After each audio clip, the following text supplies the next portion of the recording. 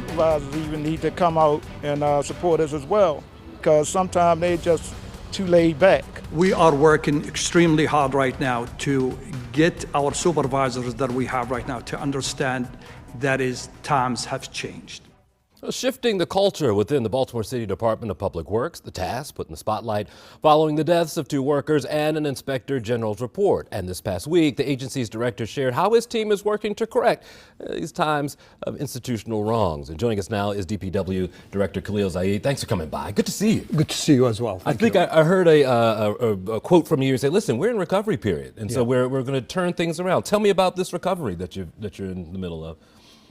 So we're looking to change the way people look at us. Yeah. We're looking to change the way people in the operations, in the agency, see themselves. Sure. We have to have as safety as our paramount. Safety is going to be the culture that we're going to be taking on to make sure that our people are safe and safe all the times. That's the new DBW that we're going to have. We're going to deliver the services that we need to deliver, but we're going to need to deliver it in a safe manner for our employees. My first introduction to you was a photo of you in a car with one of your workers. It was after a bad period, but you made sure you rode with the gentleman and you got his ideas on what needs to change. Why was that important for you to spend time with workers? It's very important to see what they do, because they see things that we sometimes we neglect. Sometimes we don't see.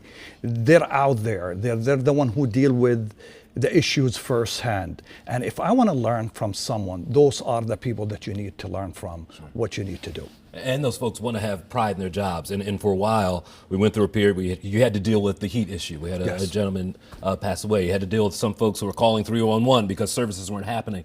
Do you feel like now, within a year, you see you're getting into your groove now? I think so. I think we're getting to that culture change. Okay. We could see it. We could see that the people understand what we're trying to get. That people start buying into it. Accountability is a big part of it, and the people who weren't part of buying into the new culture that we're having, they have no place in DBW. So we're going to have that a new face, a new culture. We're changing it, and we're heading in the right direction. What's working now? What are you proud of in this last year? We're proud of a lot of stuff that we have done. Yeah. We're, the most thing that I'm proud of, that is, I could see the change in the way our people look at their job right now and the way they approach it. I'm very proud actually of the water and wastewater facilities also.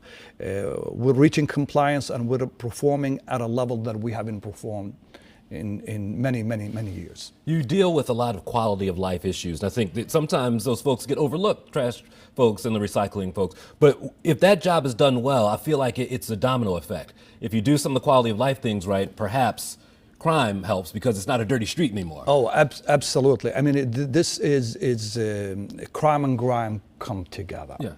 You know, so if you have that place, you help people clean their neighborhoods, they'll have the pride in their place. The street lighting, everything else is connected together, making sure that is you have a better life, a better quality of life for everyone there. We're getting close to the summer, and I heard you in another interview talking about the importance of making sure these folks take care of each other. So yes, take care of the city, but they have to look out for each other so you can avoid catastrophe. Tell me what they'll have to do in these coming months.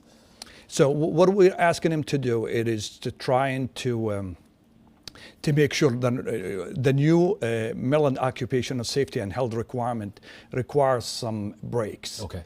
We want to try to get the people together so to have more eyes on the people so if they have cramps, they have things, more people will be able to take a look at it, identify it early enough that we could make sure we stop anything from becoming more of a problem than it needs to be. Sure, that was a heck of a moment for the agency. I mean, you weren't there just yet, but getting over that hump had to be difficult. It is very difficult. Yeah. It is very difficult, but I think we're heading in the right direction. I think the ship is moving in the right direction, and we're going to get it done. Okay, we said what was going well. What still needs work? What do you think if you had to do right now? It's again, I think many of the things that we're working on are we're going to need to have a better communication between the supervisors and the frontliners. That is my biggest challenge at this point. But I think everybody starts seeing it, that we're heading in the right direction as well. Like I told you, I can set my alarm clock to the trash truck. I know when I'm late when I hear it backing up down the alley. As I said, they're the hardest working people. They're the most wonderful people to work with, and I'm so proud to be part of that of their team. Excellent. On to year number 2 for you, sir. Thank you, sir. Yep. Thank you for coming by. We appreciate it. Thank you.